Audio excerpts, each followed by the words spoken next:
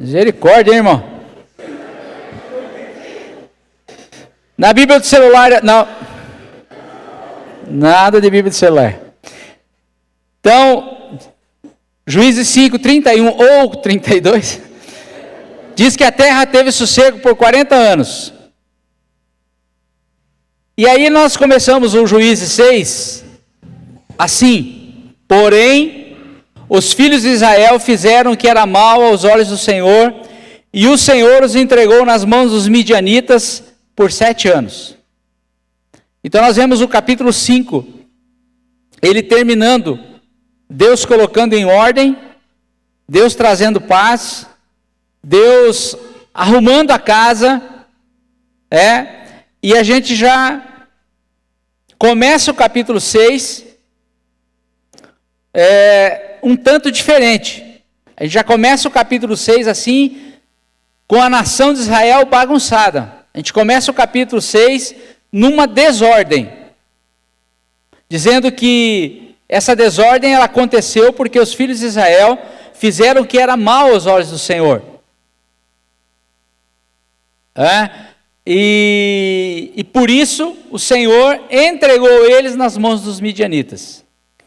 Prevalecendo o poder dos midianitas contra Israel, fizeram os filhos de Israel para si, por causa dos midianitas, as covas que estão nos montes, e as cavernas e as fortalezas. Então eles precisaram correr para as montanhas, cavar buracos nas montanhas, cavernas nas montanhas, para se esconder daquele povo. Muito bem. Quem são os nossos midianitas hoje? Quem são os meus midianitas? E quem são os teus midianitas? Quais são os meus inimigos? E quais são os seus inimigos? Porque a gente precisa pegar esse texto aqui e trazer ele para os nossos dias. Como a Alice fala, a gente precisa contextualizar. E eu tenho uma grande dificuldade de fazer esse negócio, que é contextualizar. Quando eu olho aqui os midianitas, eu penso num monte de hominho com lança e escudo na mão. Mas na verdade nós não temos mais hoje esses hominhos com as lanças e os escudos nas mãos. Mas nós temos os nossos inimigos.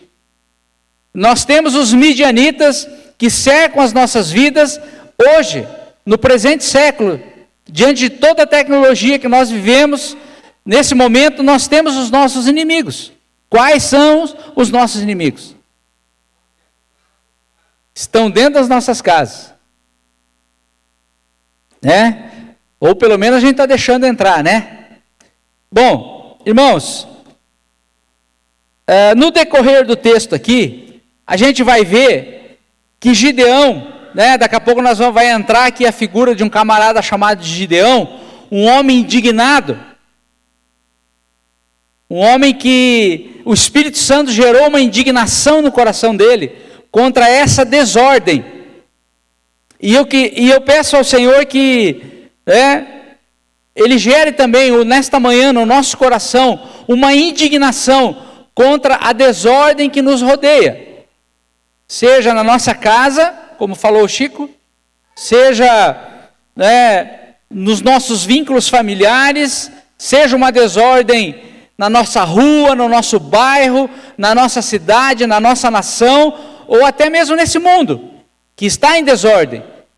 Eu oro para que nesta manhã o Espírito Santo gere no meu coração e no seu coração uma indignação contra essa desordem. E a indignação, amados, não é o fato de você ter a solução para a desordem. A indignação não é o fato de você já ter nas suas mãos como resolver essa situação de desordem, que pode estar perto ou pode estar longe. Mas a indignação é a gente não concordar com aquilo, ainda que eu não tenha solução. A indignação é eu olhar para a situação e falar: isso não está certo, isso não agrada o coração de Deus, e eu não quero isso. Então isso foi o que aconteceu com Gideão. A primeira coisa que aconteceu com Gideão, ele olhou a situação e ele falou: eu não concordo com isso. Isso é indignação. Que a gente possa ficar indignados nessa manhã, e que a gente possa ter um coração movido por essa indignação correta, que o Espírito Santo pode gerar em nós. Mas, irmãos, Gideão, ele, lá no versículo 13, ele tem assim uma conversa, uma fala muito interessante. Ele fala assim: ah, Senhor, a gente já vê que é um lamento, né? Ele fala: ai, Senhor, é como se fosse ali quase que uma reclamação, mas é um lamento. Ele fala: ai, Senhor, é isso que está aí na tua Bíblia, no versículo 13? Se o Senhor é conosco, por que nos sobreveio tudo isso? E você percebe que esse tipo de indignação, esse tipo de fala, esse tipo de reclamação, é uma fala que ele está no meio, no nosso meio, permeia o ser humano. Ah, mas se Deus é Deus, por que acontece tal coisa? Se Deus é Deus, por que há tanta injustiça? Ah, Senhor, se o Senhor é conosco, por que nós estamos sofrendo? Por que essa mazela está acontecendo? Por que a outra mazela? Por que isso? Por que aquilo? Deus, se o Senhor é Deus, se o Senhor é um Deus bom, por que tantas coisas erradas? Por que tanta desordem está estabelecida no mundo? Você já ouviu isso? Eu já. Você já falou isso? Eu já. A gente fala isso.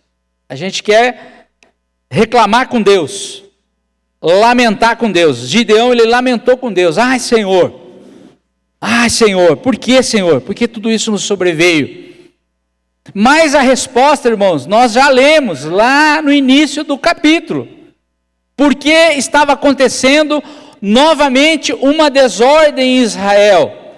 Porque os filhos de Israel fizeram o que era mal aos olhos do Senhor. Está aí a resposta ou não? De Gideão.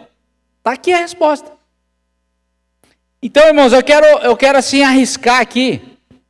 E aí é um pensamento meu, não é doutrina, não é Bíblia, mas é um pensamento meu. Eu quero arriscar dizer para vocês que 97% das nossas desordens nós provocamos. Aí você coloca o teu número aí. Se é 80, se é 60 para 40, se é 50-50. Mas eu arrisco dizer que é muito mais. Eu arrisco dizer que 97% das desordens que estão estabelecidas nas nossas vidas foi nós que causamos. Assim como essa desordem que estava aqui em Israel foi a própria nação que causou. Então, por que a nação de Israel estava tendo que furar caverna no morro? Por que eles estavam tendo que correr dos inimigos? Por que eles estavam sendo roubados, assaltados, dilacerados? Por quê? Essa é a pergunta de Gideão. Por que nos sobreveio tudo isso, Senhor? Porque Israel fez o que era mal aos olhos do Senhor. E às vezes, irmãos, nós queremos nos enganar. É um auto-engano. A gente tem um auto-engano e a gente está sofrendo, a gente está padecendo, a gente está vivendo desordem e a gente está procurando fora uma razão para essa desordem. Quando essa desordem foi algo que nós mesmos provocamos. Por exemplo, se a gente não disciplina um filho, a gente está provocando uma desordem. Se a gente quebra princípio, nós estamos provocando uma desordem. Às vezes essa consequência chega já em seguida e às vezes essa consequência vem depois. Mas o fato é que esse lamento de Gideão é o meu lamento e provavelmente seja o seu lamento. Ah, Senhor, por que isso está acontecendo comigo? Mas se a gente olhar, na maioria das vezes, o que eu considero, em 97% das situações, é lógico, tem aquela enfermidade que você não correu atrás, que você não provocou. Ela vem, ela nos assola. Tem às vezes aquele filho, nasce doente, nasce com problema. Claro que tem situações que nós não corremos atrás. Mas se a gente for ver, mesmo assim, essas situações é um fruto da rebelião de Adão lá no Éden. Então, é algo que talvez eu não provoquei diretamente, mas os meus antepassados provocaram, ainda que seja Adão e Eva. Mas 97% eu, Jefferson, considero que as desordens na minha vida, 97% eu que provoquei. Então, amados, o que nós vamos fazer? A gente tem um caminho para isso, que é o caminho do arrependimento. A gente reconhecer, não, Senhor, isso aqui que está acontecendo, fui eu que provoquei. Como eu sou miserável, eu me arrependo e eu quero fazer diferente daqui para frente. Esse é o caminho, irmãos. Agora, só para a gente entender aqui a história, olha só. Prevalecendo o poder dos midianitas contra Israel, fizeram os filhos de Israel para si por causa dos midianitas, esse aqui nós já lemos, né? As covas que estão nos montes e as cavernas e as fortalezas. Sempre que Israel semeava, subia contra eles os midianitas, os amalequitas e também os filhos do Oriente. Então eles plantavam e esses povos vinham e roubavam eles.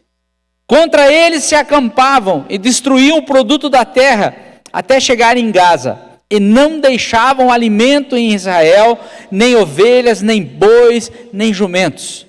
Subiam com seus rebanhos e tendas como um enxame de gafanhotos, eram tão numerosos que não se podia contar, nem a eles nem aos seus camelos, entravam na terra para destruir. Olha a consequência. Esses versículos aqui falam de uma consequência, porque Israel fez o que era mal aos olhos do Senhor. Uma quebra de princípios, uma quebra daquilo que Deus estabeleceu. E eu queria fazer um paralelo com isso aqui, irmãos, com Romanos 12. Abra sua Bíblia aí.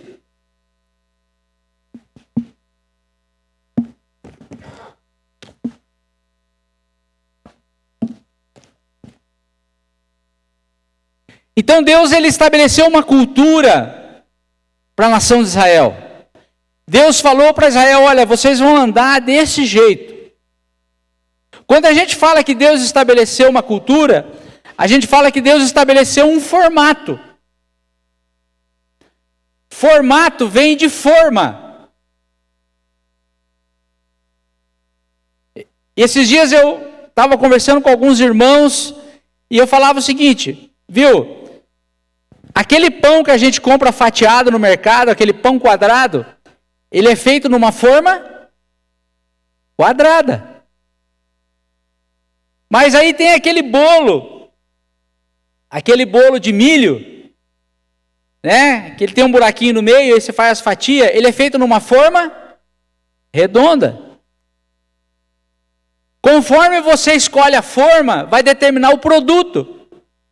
Já pensou você falar assim, não, quero fazer um pão redondo, aí você vai lá e pega a forma quadrada. Nunca vai sair o pão redondo. Ou você quer fazer um pão de forma quadrada, aí você pega aquela forma que faz o bolo de coração. Não vai sair um pão quadrado, vai sair um negócio parecido com um coração. Então, conforme a forma, nós vamos ter o resultado. Aí Deus chega e ele dá um formato para Israel. Ele estabelece uma cultura. Deus estabelece um formato para Israel caminhar. Deus estabelece uma mentalidade para Israel andar naquela mentalidade. Mas Israel, ele escolhe uma outra forma. E com isso ele tem um outro resultado. Ele colhe um outro produto. Irmãos, e aí que está os nossos equívocos, aí que está o nosso erro. Porque a gente quer a bênção de Deus, mas nós não queremos o formato que Deus quer. Nós queremos a bênção de Deus, mas nós não queremos a mentalidade do reino de Deus. Nós queremos a bênção de Deus, mas nós não queremos andar conforme Deus falou. E isso é um engano, não vai dar certo, amados. Por isso que Paulo vai falar o seguinte, não né, no versículo 12 do versículo 2 do capítulo 12 de Romanos, que a gente tem lido muito isso nos últimos meses, aí não sei se você tem percebido, esse assunto vai e vem, foi o assunto do retiro de famílias, mas a Bíblia fala assim, não vos conformeis, não use a forma, porque a palavra diz, a palavra conformar é com a forma, é conforme a forma, conforme o formato. Então, quando Paulo está dando um conselho para a igreja, fala assim, ó, não conformeis com este mundo, Paulo está dizendo assim, ó, não use a forma do mundo. Não seja como esse mundo. O mundo, né, o sistema tem uma forma? Tem. O sistema tem uma forma para tudo. O sistema ele tem uma forma para você adquirir riquezas. A forma do mundo para adquirir riqueza é o trabalho exaustivo, às vezes é a corrupção, essa é a forma do sistema. Você quer ser rico, então você tem que trabalhar muito. Você tem que levantar cedo, você tem que se matar. A forma de Deus é outra. Deus fala que Ele é o dono do ouro e da prata. Deus fala que não adianta você levantar cedo, trabalhar o dia todo e comer o pão da injustiça, pão da amargura. Então, o sistema, o mundo, ele tem uma forma. Deus tem outra forma. O mundo, ele tem uma forma para a educação de filhos. Deus tem outra forma para a educação de filhos. Qual das formas nós estamos escolhendo para educar os nossos filhos? Você está educando seu filho naquela educação positiva, que não pode dizer não? É essa a forma que você está usando? Então você está usando a forma do mundo. Você está educando o seu filho naquele formato onde o filho ele não honra os pais? É um formato do mundo. Então, se eu estou educando meus filhos no formato do mundo, eu não vou colher bênção. O produto final não vai ser bênção. Então, irmãos, existem dois formatos, duas mentalidades, duas culturas. Existe a mentalidade que é de Cristo e existe a mentalidade que é anticristo. E aí a gente fica se preocupando muito com o anticristo, né? Quem que vai ser o anticristo, né? Quem que vai ser o anticristo, né? Uma vez eu fiz um estudo, né, um seminário, que o camarada falava que o anticristo era o Mikhail Gorbachev. Aí o cara morreu, pensa a decepção que eu fiquei, né? Então nós estamos preocupados, quem que vai ser esse cara? Com certeza ele pode se manifestar num homem, pode, mas existe uma mentalidade anticristo que está entrando dentro das nossas casas e nós não estamos nos preocupando com isso. E essa mentalidade anticristo, ela está na forma de nós educar os nossos filhos, na forma da gente gerir nossas finanças, na forma da gente honrar os nossos pais, como o Alessandro falou aqui de manhã, na forma da gente caminhar. Esse formato anticristo já está entrando dentro das nossas casas, como o Chico falou aqui. E a gente está preocupado em quem é o anticristo. Se ele vem da nação de Israel, se ele não vem, se ele vem não sei de onde, como que ele vai ser revelado.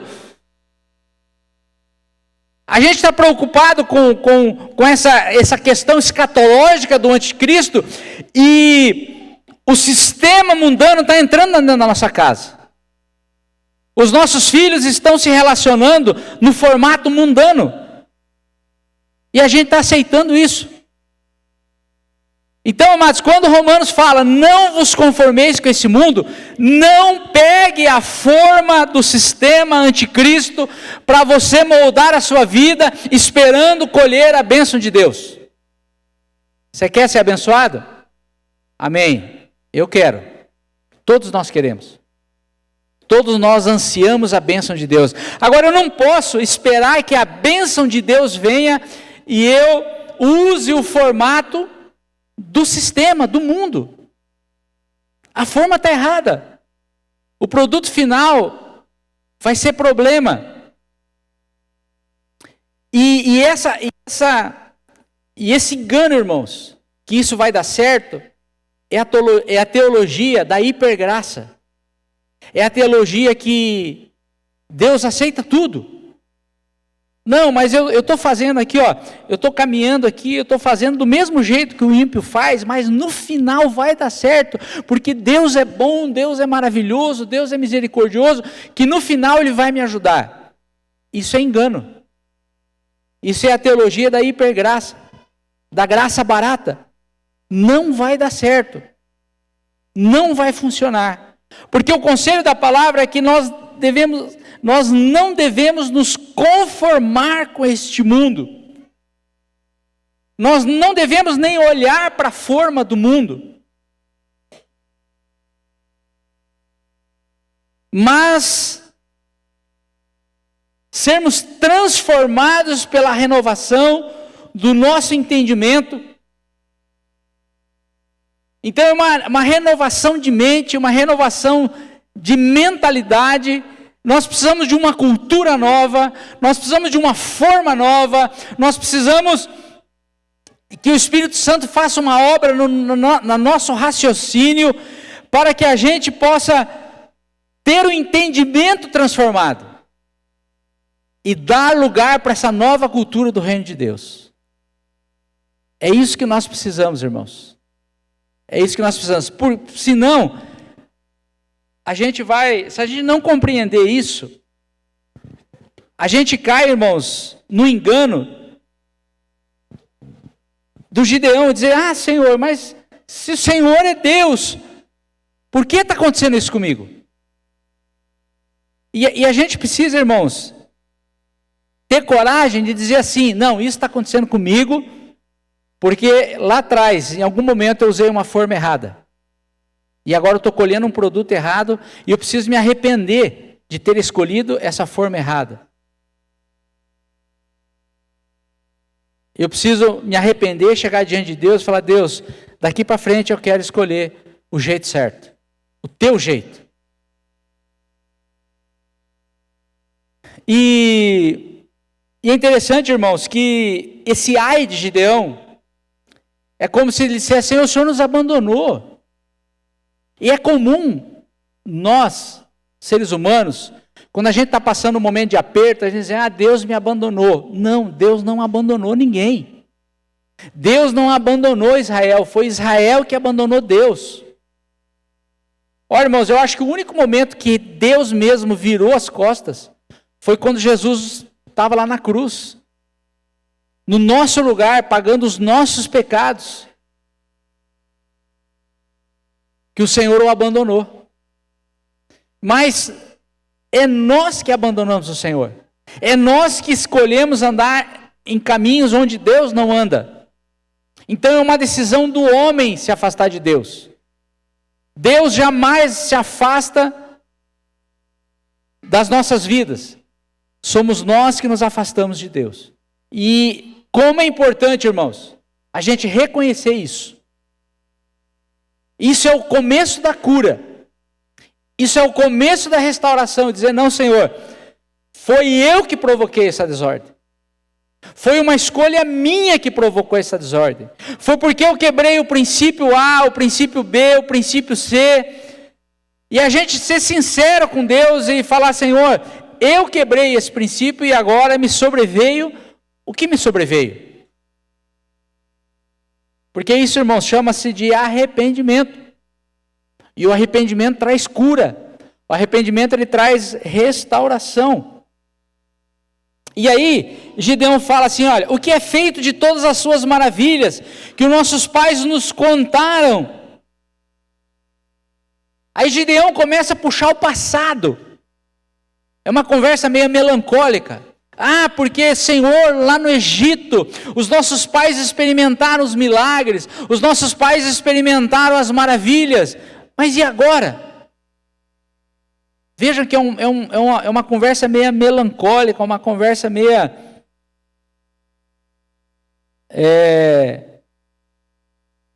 triste assim, né? Um lamento.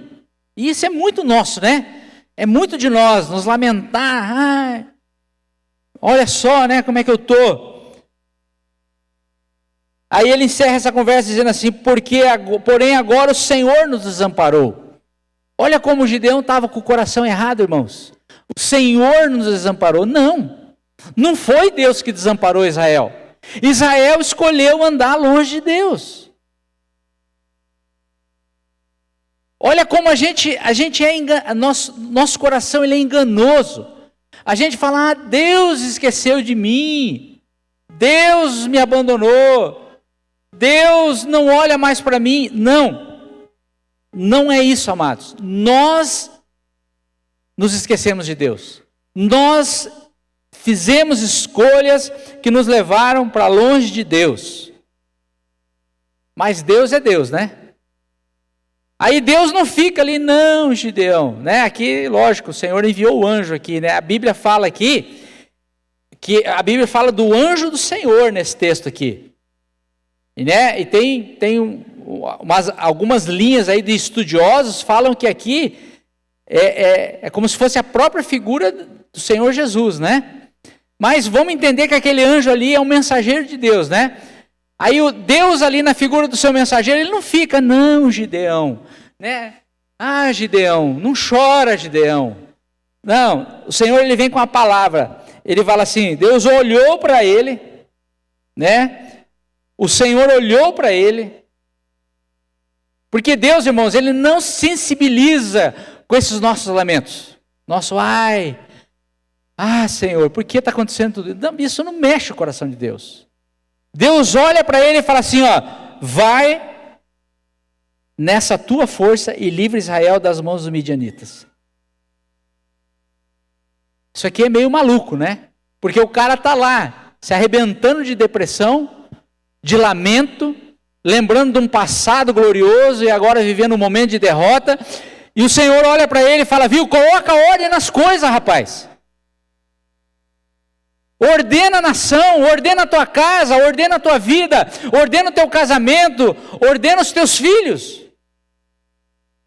É isso que Deus está dizendo para Gideão, não fica aí lamentando, não fica aí querendo achar desculpa para a desordem que você mesmo causou na sua vida, mas se levanta e coloca as coisas em ordem.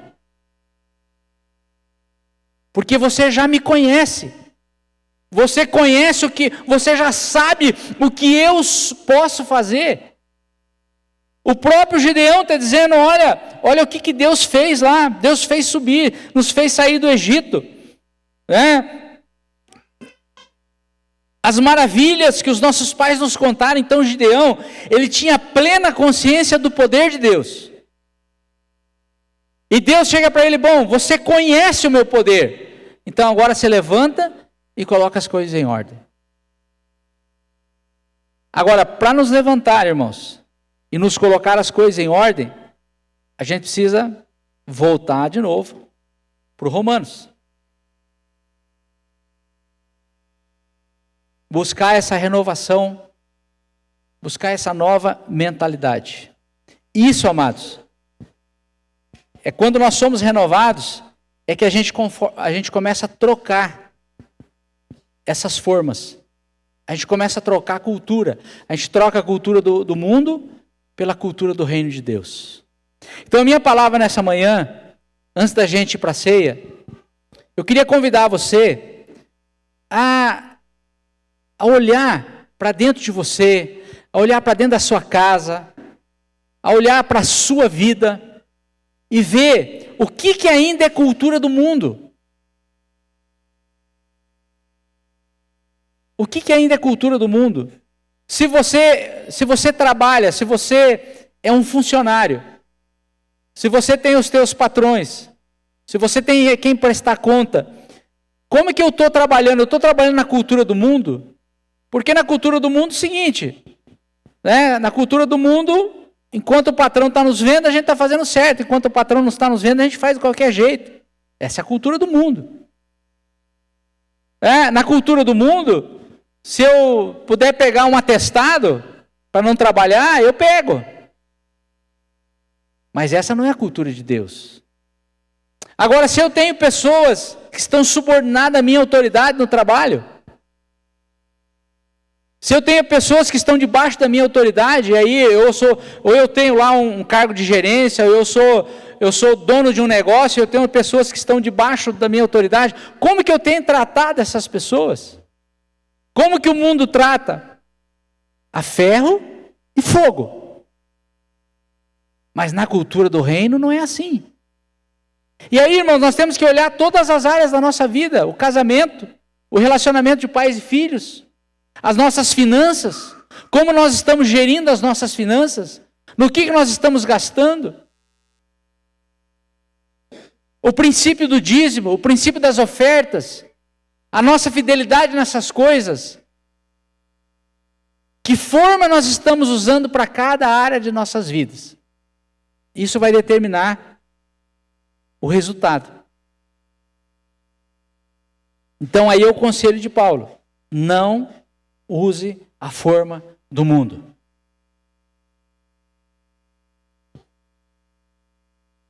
Não use a forma do mundo. Nós precisamos mudar as formas aonde nós estamos construindo a nossa vida. A nossa forma, a cultura, o formato, a mentalidade, ela precisa ser a de Deus. Ela não pode ser a mentalidade desse século. E eu quero convidar para a gente estar orando nesse momento sobre isso. É bem verdade, irmãos, que nós temos muitas heranças, né? A gente tem muitas heranças que a gente traz. E às vezes, sem perceber, a gente está ainda cultivando uma mentalidade, uma cultura, um formato. Talvez os nossos pais, os nossos avós, e a gente não percebeu isso, a gente não abandonou isso. A gente está tocando muitas áreas das nossas vidas da mesma maneira que o ímpio toca. Que aquele que não conhece a Deus ainda toca. A gente está administrando, está levando muitas áreas da nossa vida da mesma forma que aquela pessoa que não tem nenhuma revelação do Evangelho, nenhuma revelação da palavra de Deus, faz. É tempo de nós mudarmos. Porque a palavra fala que nós não devemos nos conformar com isso. E talvez você vai dizer hoje aqui: Jefferson, mas eu não sei como mudar. Eu não sei o que fazer para mudar. Tem uma área da minha vida que eu estou preso e eu não sei como mudar. A primeira coisa que o Espírito Santo precisa fazer em nós é trazer uma indignação, uma revolta contra isso. Porque Gideão não tinha nada. Ele estava malhando trigo no lagar, dentro daquele espaço pequeno ali onde esmagava a uva. Ele estava ali improvisando. Ele estava fazendo o que dava para ser feito.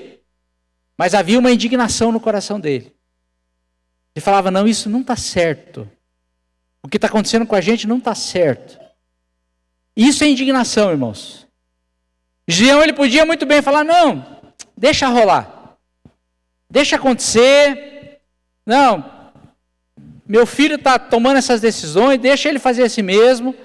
Deixa ele. Não, tem que haver uma indignação daquilo que está em desordem.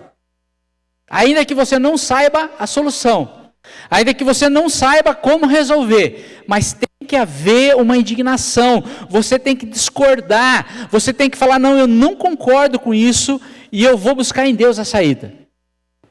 Pelo menos a indignação ela tem que acontecer no nosso coração, para que as coisas comecem a mudar. A gente não pode estar conformado com o que está em desordem. Por isso que Paulo fala: não se conforme. Amém? Vamos pedir ao Espírito Santo para ele colocar indignação no nosso coração em relação àquilo que não está certo? Então fica de pé aí, nós vamos orar.